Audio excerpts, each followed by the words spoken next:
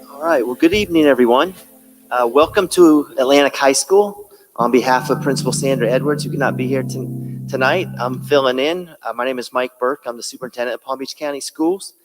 And so once again, welcome to Atlantic High School, home of the Eagles. So you can say we are in the nest. And the nest is a good place to be. It's a safe space. And I'm really excited about tonight's meeting. You know, this has been in the works for a while. We're excited about bringing new facilities and new programs to Delray Beach. And I was present. We had a meeting back on April 4th at the Arts Warehouse where we had a chance to hear from the community. And what I heard, there wasn't perfect harmony, but I heard a lot of common ground. And I think the bottom line is that we want programs that are going to help lead to well-paying jobs for our community. And that's what we're all about. I know we've looked at some of the programs to our south, Atlantic Technical College now. I remember it when it was Atlantic Vocational, but the Atlantic Technical College is kind of a model for us to look at, right? And that program's been around for a long time. I think what's important for us is we get started and we start building a program. And, you don't reach greatness overnight. I was looking at if Harvard, right, premier college, Harvard, up there in Cambridge, Massachusetts, it was founded in 1636, but they didn't have a med school until 146 years later in 1782. And then the law school came around in 1817, which was 181 years since they founded it. And I'll promise you that we are going to work faster than Harvard. I don't have 181 years to get this going. But I think if we get things going, when we focus on some programs that we know will lead to well-paying jobs, we also have to recognize that the school district is going to build this building. We have to operate it. We got to make sure that we have a revenue stream so we can pay the teachers and keep it running. And that brings a certain amount of constraints. So this is going to be an adult ed program. We are going to offer GED and ESOL programs, and we can do both. But we do have to make this a viable operation, just like the programs in Broward County have learned to be viable, and that's why they've withstood the test of time. So with that, I'm going to move on here, and I'm going to invite up Commissioner Johnson, I believe, is next to share her remarks. So thank you.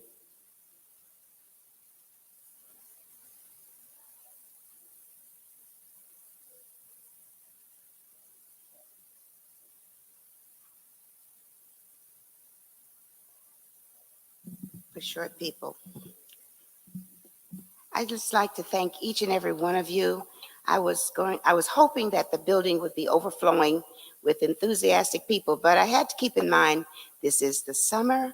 It's the beginning of a 4-day weekend and a lot of other things. So I'm here to welcome each and every one of you to the city of Delray Beach. Superintendent just welcomed us on behalf of the school board.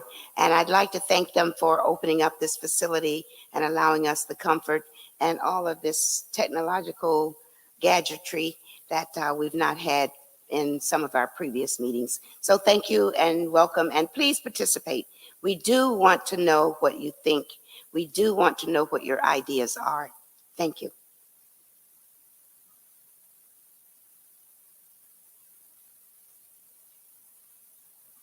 Good evening. I'm Dr. Deborah Robinson, Palm Beach County School Board member representing District 7, including this area as well as the Northwest Southwest neighborhood. And I want to thank my folks in yellow for showing up, because you've been there from the beginning, and I hope to represent that in this presentation. I want to thank everyone that's come out. I'm going to call it Commissioner. I'm going to say that the true soldiers showed up, and the rest are watching on YouTube, okay?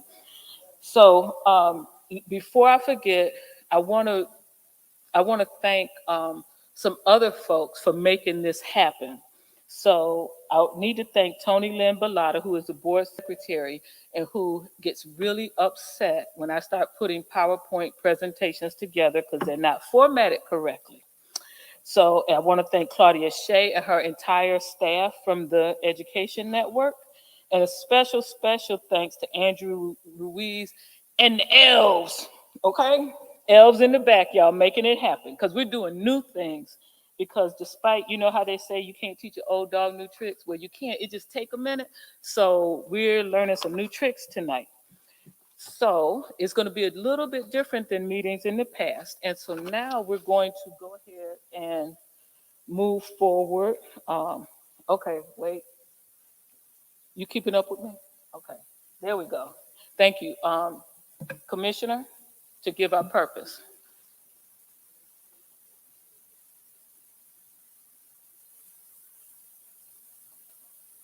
Hello again. I didn't introduce myself. I'm Shirley Johnson. I'm the City Commissioner, Seat 4, City of Delray Beach, for those of you who don't know me. I've been given the awesome, unenviable task of talking about, is it now? Where is it? Oh, sorry, go back one. Honoring the history and the future use of buildings 1, 2, and 12. Thank you. I wish to thank each and every one of you again for attending this event on a wonderful summer night. Your input will assist the Palm Beach County School District and the City of Delray Beach as we work to keep the spirit of Carver High School alive. The spirit of educating, of community, of honoring the past, and of inspiring the future. Some are asking or saying, we've been doing this so long. We have told you what we want. It should have been done by now. As the superintendent said, it takes a little while to do it right. Tonight, you will be given a recap of this effort by Dr. Robinson. I will just add, nothing ever happens overnight except my gray hair and perfection. Oh, that was for laughter. Okay, laughter. And perfection takes time, patience, and care. I've gathered the following from a document titled Historic Carver High School.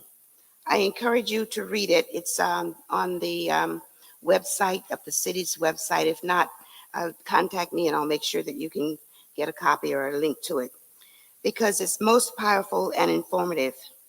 Two of the most significant features of historic Carver, and I'm going to call it that from now on, just historic Carver rather than historic Carver High School, it would be here all night, are its architecture and its culture. The architect is Gustav A. Moss, Jr. He was born 1893 and he died in 1964. Arriving in early Florida and Palm Beach County from New Orleans in 1921, his work spans from the 1920s until his death. During this long career, Mr. Moss worked for the historic Seaboard Airline Railway and designed many designed many of the railway stations for this company. The station here in Delray Beach was recently, unfortunately, severely damaged by fire. We're working to restore it as best that we can. Mr. Ma's style was often in Mediterranean revival, featuring simple windows, barrel clay tile roofs, and stucco exteriors.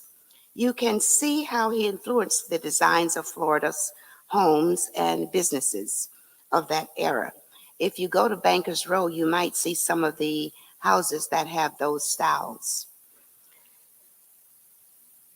Mr. Moss designed the Southwest High School. If you look at the diagrams or the architectural drawings, it says Southwest High School, but it eventually became Carver when it was ribbon cut or put into the system.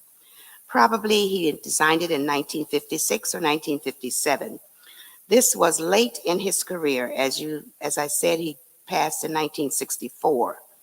And it was designed in the mid-century modern, M-O-D-E-R-N-E, style. The first senior class entered in 1958 after the school was dedicated, and they graduated promptly on time in 1959. The newly built Carver was now only a 4-year school. If you know your history, it used to be located on 8th and 3rd Northwest, and it went from the first grade all the way up to the 12th grade. So they separated the 4 last years of school and put it in that building. This was in a time in Florida where segregated schools existed. It served all the colored students of high school age from Deerfield Beach to Lake Worth, now what is currently known as Lake Worth Beach. From this place came educators, lawyers, doctors, and other medical personnel, business owners, professional athletes, and yours truly. I'm a proud graduate of the class of '64. That all ended when the school districts were forced to fully integrate in the 1970s. The community was devastated, dispersed, and has never been quite the same. The community was Carver, and Carver was the community. I'll explain by talking about tonight's subject buildings. And I think this is where we're going to put up a diagram of the school. I don't quite, that's the full school, but we're going to put up a diagram, I hope, of building 1. Originally, it was divided, for those of you who are familiar with it, it was divided into 2 wings with its historic, sweeping, cantilevered, concrete-covered central entrance. The West Wing was used for administration and academic purposes. The East Wing was part of Building 1, or it was all Building 1, and it was eventually extended on the eastern end of the building. The entrance was slightly shifted in order to, I guess, be symmetrical. Mr. Cox could probably give us the reason for it, as he's an architect. And the East Wing then became Building 2. It was always academic. Mr. Reggie Cox, I'm sorry, I didn't give your full title, Mr. Cox. Building number 12, the cafeteria. I don't know if we're going to get a picture of that. Okay. This was the heart of everything. School and community both existed in this building. If you'll remember, Pompey Park was not yet built, and I just learned from Mr. Murray that it was not built until 1979. Correct? Right date. It was our village. Building 12, the cafeteria, was the gathering place for talent shows, plays, graduations from kindergarten to the high school, musical concerts, but its original purpose was to feed the students. There is no learning possible on an empty stomach. And believe me, the smells emanating from the cafeteria into the campus encouraged everyone to remain in school at least until the lunch period for them ended. Then they might leave, you never knew. But hopefully it encouraged them to continue the day. Outside in the field area, students involved in athletics were there from early morning to late in the evenings. Band practice and other sports were made it a home away from home. Football, track and field were events for many to either be players or spectators. And the campus also included a beautiful gymnasium where our basketball players excelled. These buildings were our everything, a way out of no way, our place to gather, to celebrate, and to be celebrated. It was home. So the case for an historic Carver High School, has always been a desire to remember it at this site, to rekindle a sense of community, and to ignite the imagination and confidence of future generations. We must, of course, continue to educate, to honor, and to preserve the spirit of the historic Carver High School. This spirit will encourage the present to acknowledge all achievements and allows for the windows to the past to remain open. Knowledge and retention of this historic site will inspire those in our future, our children and our grandchildren. So once again, please think about these buildings, their historical contributions and uses. Share your thoughts and ideas with us to help guide their futures. Thank you.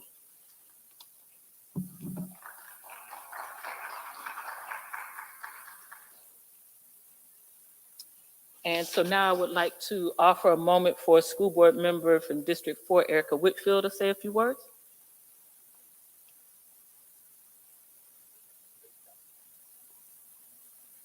Good evening, everyone. My name is Erica Whitfield. I'm the school board member for District 4, and I brought my little 2-year-old today, so if you hear her yelling out, that's what we were late for. But it's such a pleasure to be here today, and I just want to thank you all for hanging in here with us through this process. I know we've had a lot of ups and downs about this, but I'm very grateful when I see the community come together like this, and I'm thank you to Dr. Robinson for bringing us all together again to discuss this. So I'm here to just listen and get input from you all again.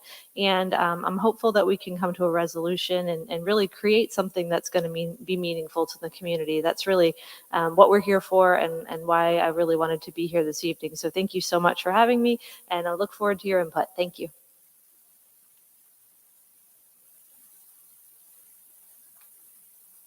Okay, see, now I have to try to get my tech mess together here. Okay, so I told you this was a different meeting, right? And so we are using technology tonight to get your input. You should have received a comment card that has a QR code on it. We want to make sure that we get everyone's voice, not just the people that are used to public speaking or fond of public speaking, right? And so this is the way we're going to try to do it. Also the people who are watching this live stream will be able to use a Mentimeter and provide their input as well. The Mentimeter will close when this meeting is over. Okay, what else did I need to tell you? So you'll scan the QR code, and later on in the presentation, they should have been out. Okay, see, the magic is happening. See, I'm telling you, this would not happen without Claudia Shea and her team. Thank you, thank you, thank you. And so we'll let you know what the questions are a little bit later. So, moving on. So how we got here. And I'm missing one of my slides. Okay, so this is a slide from the previous community input meetings. You've seen this before. I always want to honor the work that came before. In every way, we're standing on the shoulders of those who came before us, including this conversation. And so, you know, for decades and centuries, folks in Delray have been standing up for their community. So I want to acknowledge that.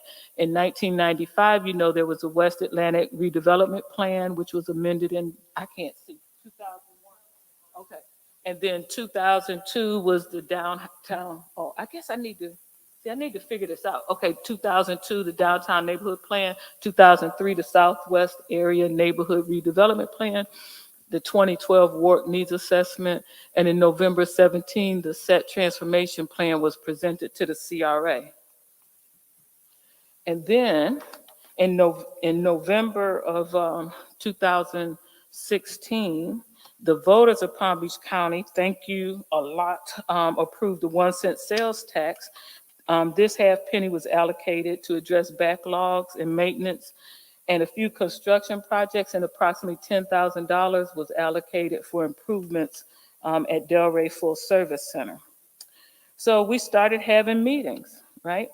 Brainstorming, sharing thoughts, moving forward on what would happen on the campus of Delray Full Service Center, now rebranded as Village Center, including the historic Carver High School. And you see the dates of several meetings that I was able to capture out of my calendar. And then in April of 2018, we came to a consensus. We said that we would save the gym for educational and cultural purposes. We said that the cafeteria would not be demolished until we knew for certain that the gym could be saved or restored. And if not, then the cafeteria would be restored. We said we want to have a new 20,000 square foot multi-purpose building for the community and school. We want to have an athletic practice field. And we took note actually from an engineer who was speaking in one of these meetings about underground water storage to provide more land for future construction. So I want you to know that the gym is being preserved. Well, you'll see, Mr. Sanchez is going to show you, and that was the consensus there on preserving history. So then we had, and I'm going to try to go through this a little bit faster. We had a village center program planning team that was proposed in that April of 2018 meeting. We brought multiple groups together, and we had multiple meetings where we brainstormed and talked about, well, what kind of academic programming did we want to be housed in that new building? And we talked repeatedly about the high wage, the intersection of high wage, high demand. Then we went on field trips. So multiple visits and conversations with, and this is out of my calendar, but many community members and many other school district folks participated in some of these. The many visits and conversations with Atlantic Technical College and Technical High School in Broward, and as well as Sheridan Technical College. Visited Dunbar High School in Fort Myers, which I absolutely love them. And they're a Microsoft Showcase School with focusing on STEM and lots of IT. We went to McFadder Technical High School and College in Broward as well. So we came back to the community and we said the model we were going to follow is the model that from Atlantic Technical College. Now, the other technical colleges, high schools and colleges had the same model, just pointing out Atlantic Technical. So there's 3 ways to enter the program. One, you could come into the program as a choice student and take that program at Village Academy from 9 through 12. You could come in what I call the regional programming. They call it something else in Broward, but I call it the regional programming. So you might be a student here at Atlantic. You take your core academics here at Atlantic. In the 11th and 12th grade, you take part of your day on the Village Center campus taking your specific program, whether it's IT or on the construction trades or whatever. And then the third one is the adult technical education program. So 3 different ways to access the same training. Okay. And that was what we agreed on. So again, we talked about high wage, high demand. So we agreed on the initial focus, and hear me clearly, initial focus being IT and computer technology, the medical academies, which I hope that we really grow out, construction trades, and CDL. So I just want to take a moment to attempt to clear some misunderstandings, some urban legends, some rumors. And, I appreciate the fact that so many people from Delray watched when we live streamed the update to the community on historic Roosevelt. But there were some things that people misunderstood. Maybe we just didn't say it clearly, right? But so historic Roosevelt does not have the historic designation, right? I know a lot of people think that you must have the historic designation to access some of these monies or to preserve the past. That is not the case at Historic Roosevelt. But yet and still, we received the grant from the Florida Department of State Division of Arts and Culture, and I think it was close to $500,000. Yeah, 450,000. Okay, from the African American Culture and Historical Grant issued by the Florida Department of State Division of Arts and Culture, right? For Historic Roosevelt, which is not declared historic. Okay. All right. Then the other thing that I wanted to make clear, because somebody said, why did we work with the city of West Palm and we didn't work with Delray? Well, guess what? That beautiful vision that you see for Historic Roosevelt, that was the work product that was initiated by a third-party nonprofit who came to me, came to us, and the city. So this was not that the school district went to the city and said, let's work together and we're not going to work with Delray. Nothing like that, right? We want to work together. But I think that this exercise at Historic Roosevelt, I'm going to say, has taught the school district a little bit more about how we work together. Because, for decades, everybody's been in their own little space in silos, right? And so I just wanted to make that point. And then the other thing is, because someone said to me about the museum at Roosevelt as if it was going to only reflect the history of Roosevelt. It is not. The museum envisioned at Historic Roosevelt will be a museum that represents the story of the African diaspora throughout Palm Beach County and Florida, not just Roosevelt. I'm sure there'll be some Roosevelt history in there, but not just Roosevelt. So now we're going to go to Mr. Sanchez, who'll clear a little bit more air and then show you some of his stuff.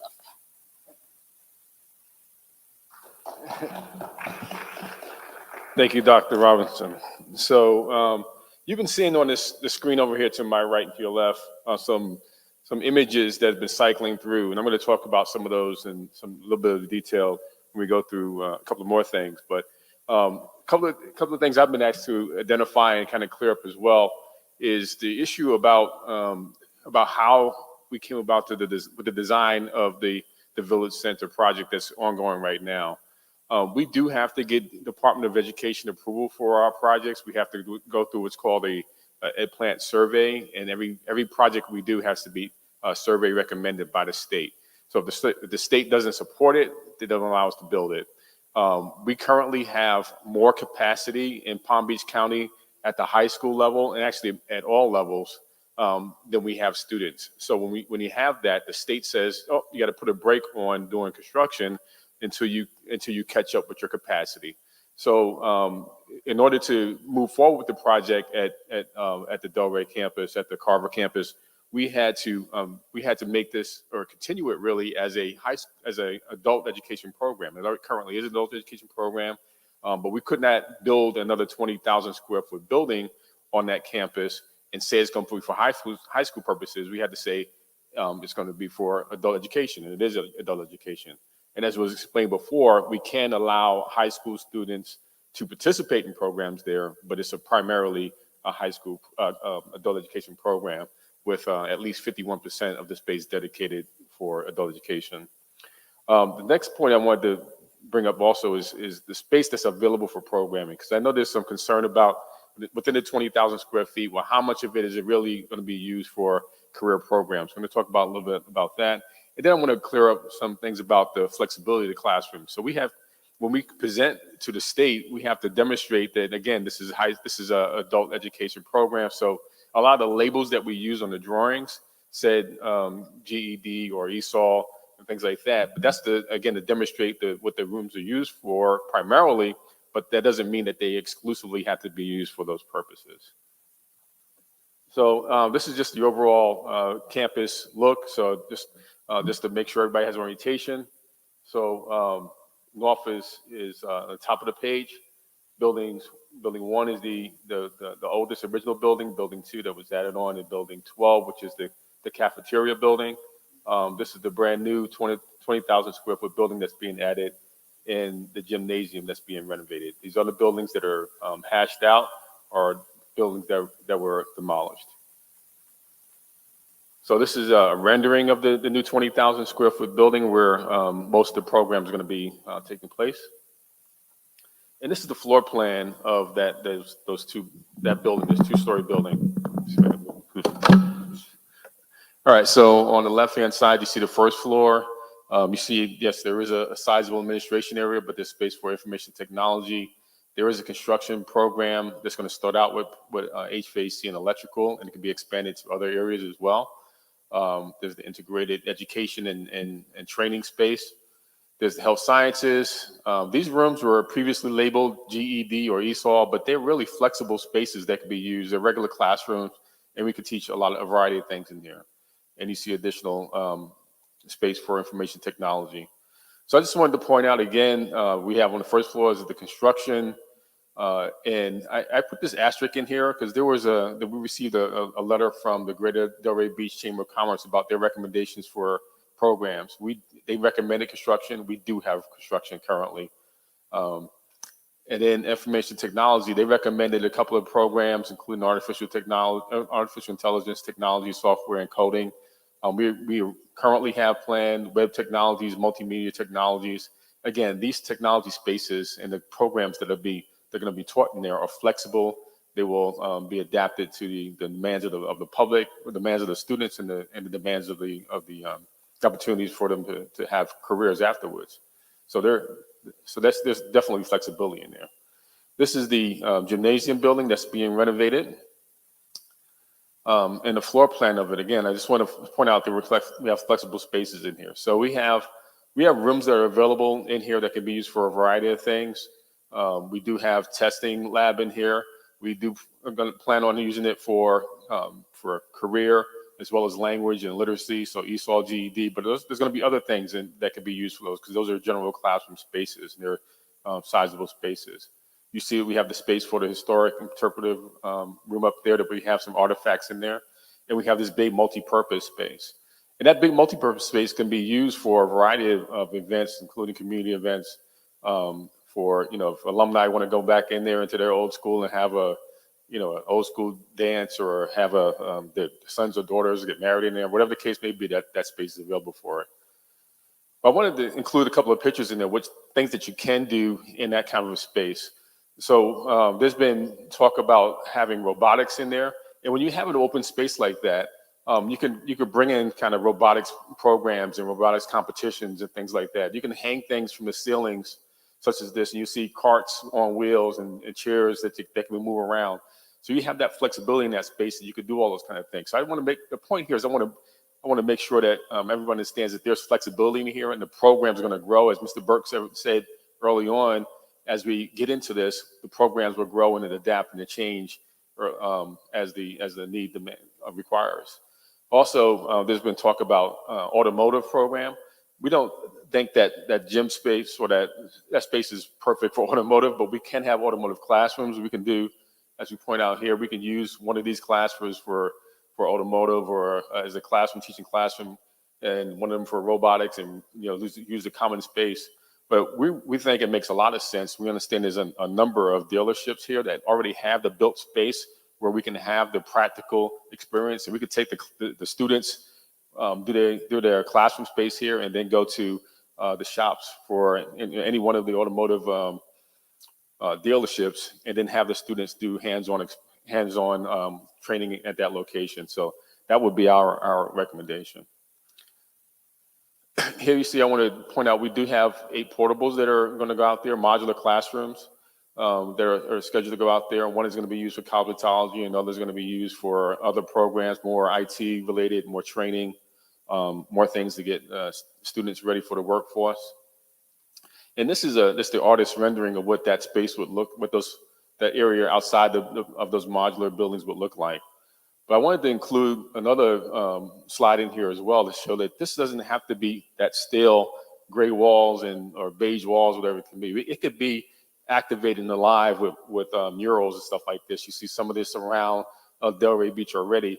And we could put these kind of murals, allow these murals to be done on our schools, on those modular buildings, to represent the history of Carver High School, to celebrate that history, and to acknowledge and excite the students that are going to be there in that space. So it could be technology related, like we talked about. It could be construction related, or it could just simply be about the Black history that took place or has taken place at that campus. Dr. Robinson. You want this in? Okay. Thank you. Now, aren't y'all glad Mr. Sanchez is back? Clap your hands. I'm just saying, I am. I'm not even going to go into the rest of my thought, but I'm just thankful he's back. Good work, Mr. Burke. Where are you? There you fist bump. Okay, so now we're getting to the part where we ask you to weigh in. All right, so if you don't have the comment card with the Mentimeter, raise your hand, we'll get it to you. So I've learned a lot in these efforts to represent our history at Roosevelt and at Carver. And so this slide is a cut and paste, but I gave credit. I'm not plagiarizing, right? So, but what makes it the building historically significant? In my mind, originally, it was just the architecture, right? And that's all I had, right? And so it's not just the architecture, but as Commissioner mentioned, it could be the architect. And so in this case, the architect contributes to the need to recognize history here. But I think in this case, it's most important that we recognize history because of who was there and when they were there and what they did while they were there and then what they did after they were educated at Carver. And so that is my case for wanting to work hard to make sure that we represent history as we move forward on this project. And so, as this quote says, and this said it better than I could have come up with, historic preservation is an important way for us to transmit our understanding of the past to future generations. So our nation's history has many facets, and historic preservation helps to tell the story. And now, the question is, what is the minimal level of historic preservation of building one that you would find acceptable? So now let me state this, and this is what I'm fighting for and what I'm hoping the district will agree to, that the given, no matter what happens with the building, whether it's new construction, a hybrid, or complete and total historic preservation, that there will be displays and artifacts, memorabilia that relate to that history. That's a given, okay? Preserving the name there is a given, okay? So what we're talking about is what is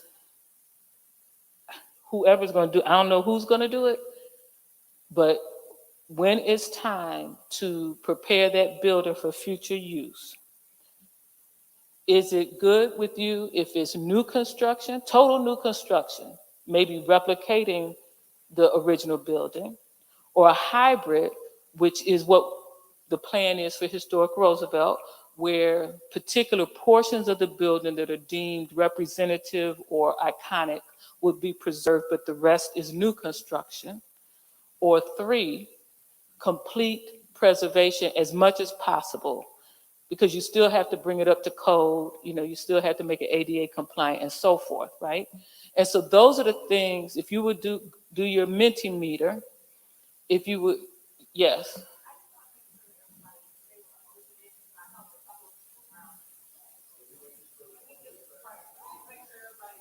Okay. So the question is, how much historic preservation for building one do you consider to be the minimal acceptable? So 1 is new construction, all new construction, that's a replica of the original building. 2, a hybrid, where certain portions, don't ask me which portions, but certain portions that are particularly representative of history are saved, but there's new construction, the rest is new. Or 3, complete and total historic preservation. Anybody else having technical problems? And folks who are watching on YouTube should be able to do the Mentimeter as well. Any technical? Anybody else?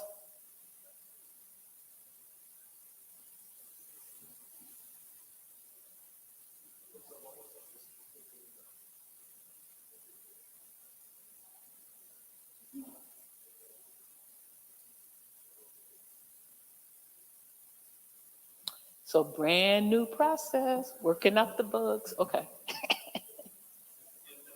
This is input. Okay, thank you, Mr. Sanchez. So let me clarify.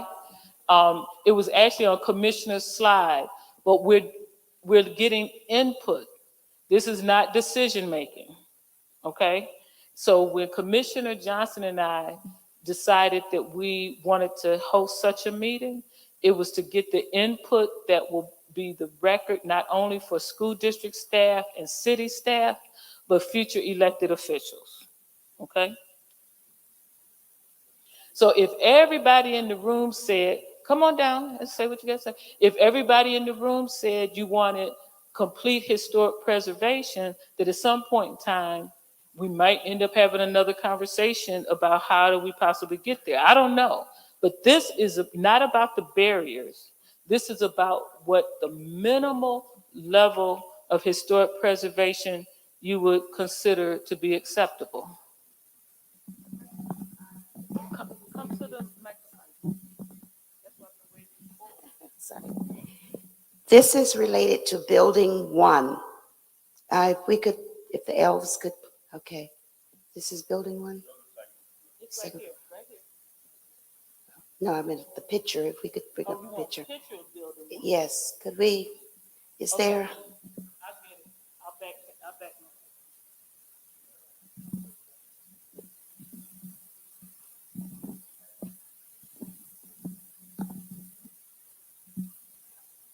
that's building one.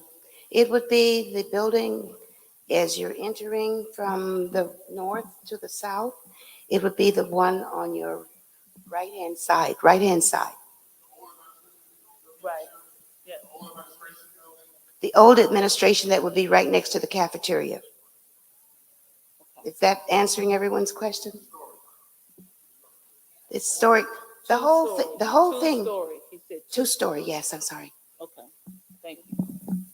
Anybody else need time to vote? Okay.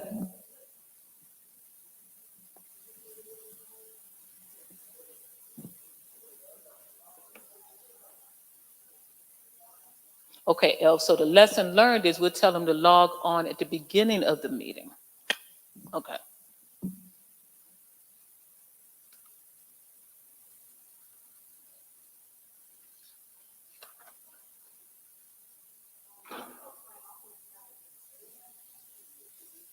Then they, oh, you know what? The other thing, I'm so sorry. The reason we gave you that card, you can write your comments. Okay, so if you left your phone in the car, if yes, on the back. Look, turn the card over on the back. We thought about it, forgot to tell you. Okay, so we're going to move on because we have other voting to do.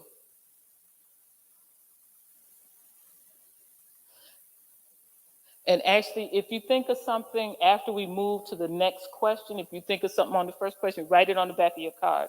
And there's a box back there somewhere to drop them. And we'll collect those and tally them along with the data we get from Mentimeter. Okay. So the next thing we need your input on, well, the next two questions have to do with potential future uses of the campus. So part of what happens with these three buildings depends, it's all about what is it you're going to use it for, right? And so what we want is your input about what else needs to happen on that campus. So these are some things that we thought of in our planning meetings, right? A museum, more academic space, meeting space, a health clinic, and a cafeteria for the adult ed program, which then opens up the possibilities of a culinary program, right? So what we ask you to do is go to your Mentimeter or go to your comment card and tell us which of any of these that you like. If you like none, if you like all of them, right? The next vote will be your ideas. But first we want to know, of these things we listed, are any of them any good? Let us know which ones you think are good ideas. Okay, you can see it there. Oh, and it's on your Mentimeter. I'm gonna get it. Yeah, that's the results as people are voting. please. We're having enough trouble coordinate between my brain and the work of the elves, okay? The elves are rocking it, but let's just slow the roll. Anybody else need to vote on our bright ideas? The museum, additional programming or classroom space, meeting space, health clinic, cafeteria. Everybody's good? And if you think of anything else, put it on your comment card. Okay, so wait. Super Magic Elf. What Commissioner was asking was that pie chart. Can you make it project there? No. Okay. All right. Well, thank you. Okay. Now, here's the part where you freestyle it. Okay. What else? What is it that we didn't think of in terms of future use of that campus? Right? So as the superintendent said, that school that they think is just so very good up north somewhere, you know, they established themselves and then they later added a medical school and then they later added a law school, right?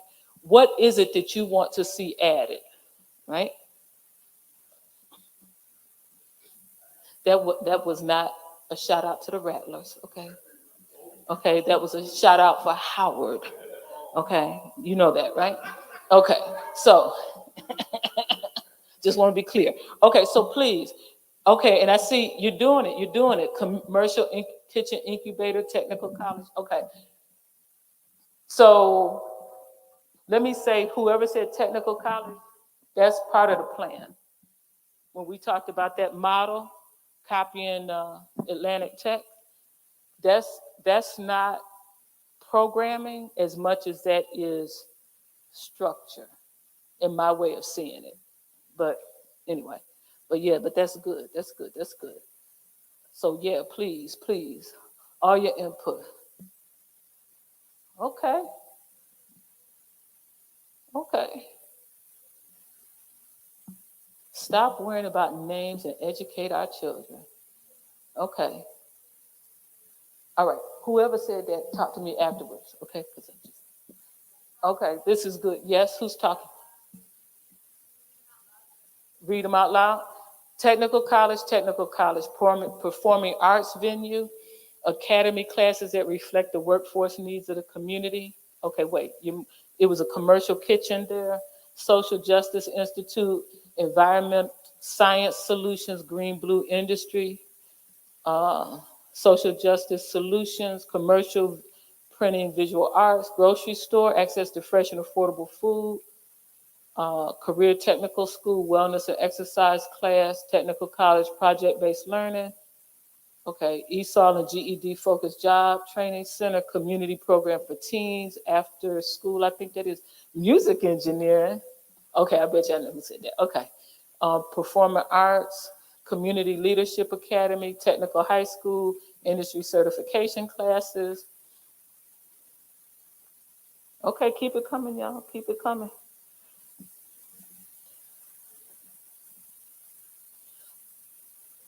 This is fantastic.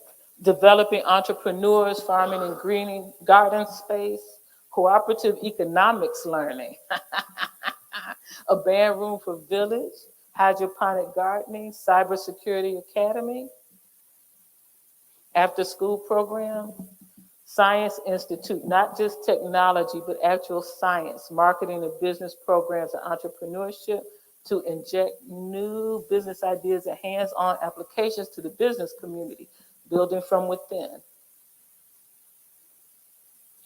This is neat. Black liberation education, industry certification, community leadership, community organizing academy,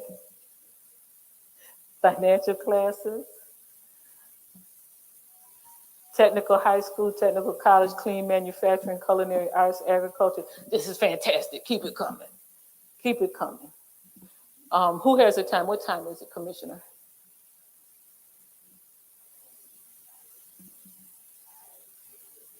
6:52. I didn't think we would get through this meeting in an hour. We're gonna do all our meetings with Mentimeter, right? See, Superintendent, you should do board meetings like that. When I get off the board, on the job training programs. So what I would like to do, with your permission, is to ask Commissioner to come up and bring closing comments, but if we could leave this open maybe for like 10 more minutes at least, right? Um, Co-op startup, okay, this is good. This is good. Leadership Institute for Teens, Fitness Center, Physical Therapy, very good, very good. Entrepreneurship again. Okay, thank you. Oops, Thank you. no paper, sorry.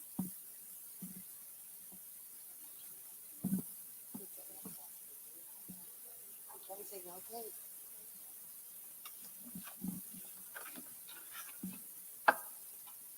I am the closer.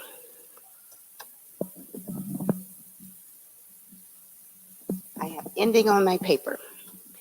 Once again, thank you for coming and participating.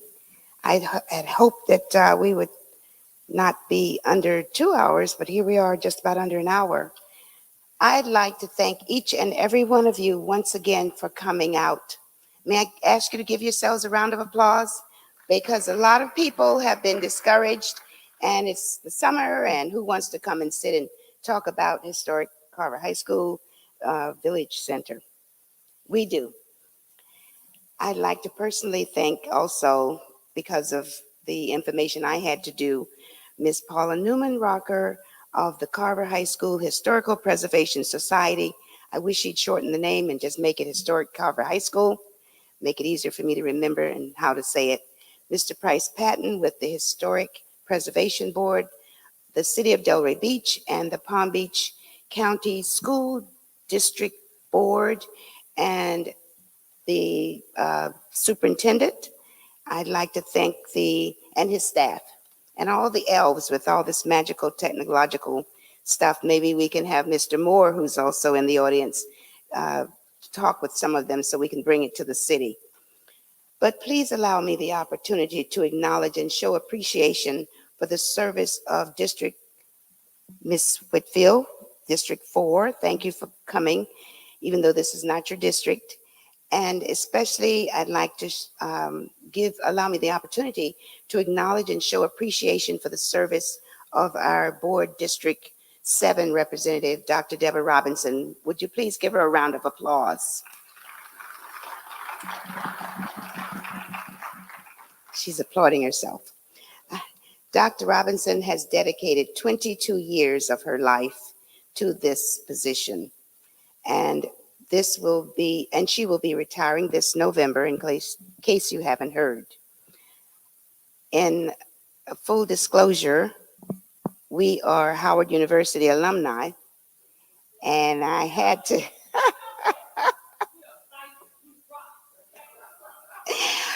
I just wanted to say that Howard gives you a sense of service, and if you don't give it, you just feel awful. You feel like your life has been a waste, even though you might have had 10 children, 5 husbands, 10 grandchildren. If you haven't served your community, you have not accomplished what you were what you were pushed out to do. And so I'd like to thank you, Dr. Robinson, for all your hard work and commitment to education in our neck of the woods. Palm Beach County is outstanding, and we can only get better. The others envy us, and that's because we have people like you and others who work hard every day to educate our children and get them ready to be pushed out to do community service.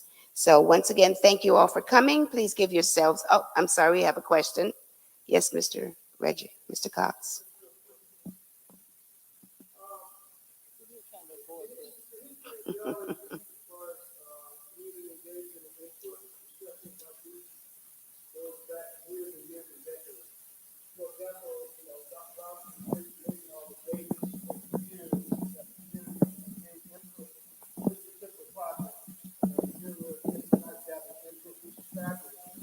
But my question is, what are the guarantees, for example, the uses that were listed on the plan to show where we landed, like years and years of input.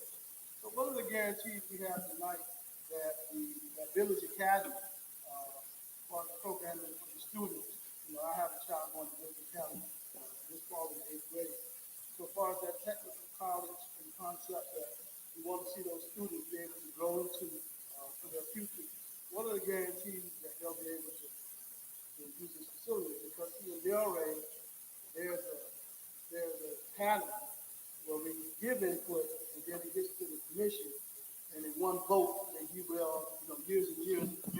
So, Mr. Cox, They guarantee. you know I love you. But this is why we were using the Mentimeter, okay? All right? Now, you know it ain't no guarantees in life. We're going to have to keep working, watching people, right? We definitely gotta watch. Okay, come on, come on. Ain't no guarantees. Ain't no guarantees. But I think we had some promises, but ain't no guarantees. Okay? So we have to stay on these systems. You know that, and you just want me to say it out loud. Okay, so I'm saying it. All right. And guess what? I'm leaving my school board representative seat, but I'm not leaving the work, right? And I know stuff. Okay? Match my stuff up with y'all stuff. Ooh, okay, I'm just saying. All right, so now we're gonna wind it down because we're gonna start having a family meeting in just a second, and we on YouTube. Okay, let so let me just tell you, I'm surprised Commissioner didn't remind me because in the planning she kept saying, but we have to tell them what we're going to do with the information, right? Is that what you're about to say? Yes. Okay, so what we're going to do with this information is we're going to gather all the information from Mentimeter and from the comment cards that you wrote out. We'll gather it together and we'll put it together in a chart or some kind of report. If you want to see it, be happy to share it with you. My primary focus was to take your voice and take it to district leadership and city leadership so then they can figure it out. That was my purpose tonight. So, did you want to say anything else? One last thing. As you probably are all aware, I am termed out in March, but I'm not going anywhere either. So, however, I'm going to work to make this be fulfilled promise, commitment. We're going to be working together. So, who knows what we're going to do? But since I can't do anything city affiliated, doesn't mean I can't do something on the outside. So, as I again have said, thank you all very much. You know where we live at the city hall and at the school district headquarters, so we can be reached for any additional comments, etc. Thank you again. Y'all know how to get us. So, Mr. Sanchez, want to make a comment? Yeah, I just want to say, because we did commit at that previous meeting with the education board that we're going to follow up and have some other meetings. So we do have a meeting coming up on July the 13th. Our staff, district staff, with the city staff and education board. I guess the education board member is going to be there as well. So that's where we're continuing the planning process. So that's coming up. I'm sorry. That's not a public meeting. That's the staff meeting, and then we'll be reporting back out that once that's done.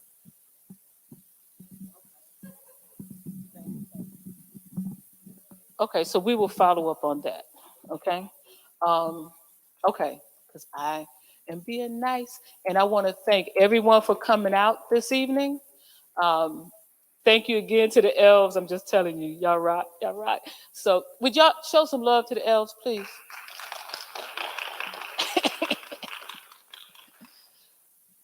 And I'm not even going to ask if there's anything else for the good of the order. You got 5 more minutes to vote. And thank you. I know this is the shortest meeting I've been in like 25 years.